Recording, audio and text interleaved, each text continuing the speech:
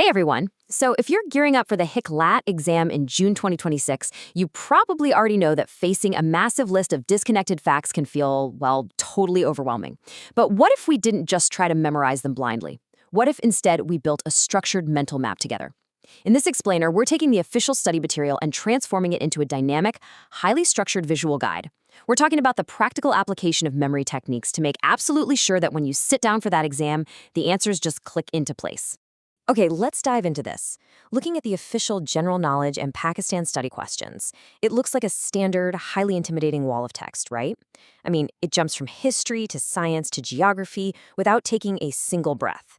So our approach today is to take this list apart and put it back together in a way our brains actually want to absorb it. To conquer this material, we're breaking it down into 4 distinct buckets. 1. Global geography. 2. Science and nature. 3. Pakistan studies and history. And 4. Core Islamic knowledge. Let's start with Section 1, Global Geography and Institutions, Mapping the World's Facts. Take a look at this matrix. Instead of memorizing 4 completely separate bullet points from that original document, we've grouped the nation-based questions together. You need to know that the capital of Afghanistan is Kabul and the currency of Turkey is the Turkish lira. But notice the visual patterns here for the flags. Indonesia's flag is red and white, while the Bangladesh flag is green and red.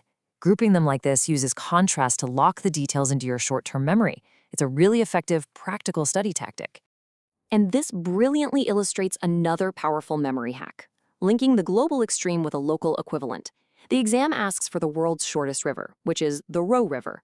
Right next to it, we paired the question for Pakistan's shortest river, the Ravi River. Row and Ravi. Connecting a piece of global trivia directly to a piece of local geography creates this awesome double hook in your brain.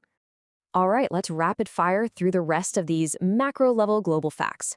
Asia is the largest continent, and the Pacific is the largest ocean. Locally, keep in mind that the Arabian Sea is actually a part of the Indian Ocean. Looking at geopolitics, the most populated country for the 2025 to 2026 period is India, and the SAARC headquarters is located in Kathmandu, Nepal. Now, think about global institutions and real-world economics. The UN flag prominently depicts a world map, while the primary function of the IMF is to stabilize the global economy. You literally see that fact playing out in the financial news every single day. Finally, an important demographic trend shaping global labor markets right now. Japan is known for its aging population and declining birth rate. Moving right along to Section 2, Science and Nature Facts. From anatomy to astronomy. Okay, time for a quick pop quiz to keep you on your toes. Think about your own anatomy for a second. The exam wants to know how many pairs of ribs does a human body have? Go ahead and lock in your answer. If you said 12 pairs, you nailed it. Little interactive self-tests like this during your study sessions are absolutely crucial for retention. Synthesizing the rest of these diverse science facts, we start with the father of algebra, Muhammad ibn Musa al-Khwarizmi. Without his practical applications of mathematics, the algorithms powering the very device you're watching this on just wouldn't exist. Then we jump to the cosmos. Georges Lemaitre proposed the Big Bang Theory, Neil Armstrong was the first person to walk on the moon, and Saturn holds the title for the planet with the highest number of moons. And bringing it all the way back down to Earth with a quirky botany fact, the strawberry is the fruit that carries its seeds on the outside. Section 3. Pakistan Studies and History. Timelines and Territories. Now, what's really interesting about this slide is how we build a historical narrative. We've taken 5 totally separate exam questions and built a cohesive timeline. It starts in 1600 with the establishment of the British East India Company, setting the stage for centuries of colonial rule. This eventually leads to major administrative shifts, like the 1905 partition of Bengal under Viceroy Lord Curzon. By 1916, we see political maneuvering, with the Lucknow Pact signed between the All India Muslim League and the Indian National Congress. Fast forward to post-independence, October 1958 marks the imposition of the first martial law, and that political turbulence leads directly to the monumental 1965 presidential election contested between General Ayub Khan and Fatima Jinnah. See how much easier that is to remember when it's framed as a story? Beyond the dates, you've got to know the physical and cultural territory. We have practical infrastructure like the Tarbela Dam, which is Pakistan's largest earth-filled dam and crucial for the country's energy grid today. Geographically, the border between Pakistan and Afghanistan is the Durand Line, and the specific land situated between the Chenab and Jhelum rivers is known as the Chaj Doab. Historically, Taxila is home to the famous Dharmarajika Stupa. In terms of modern civic application, the National Assembly and Senate together are called the Parliament, or Majlis-e-Shura.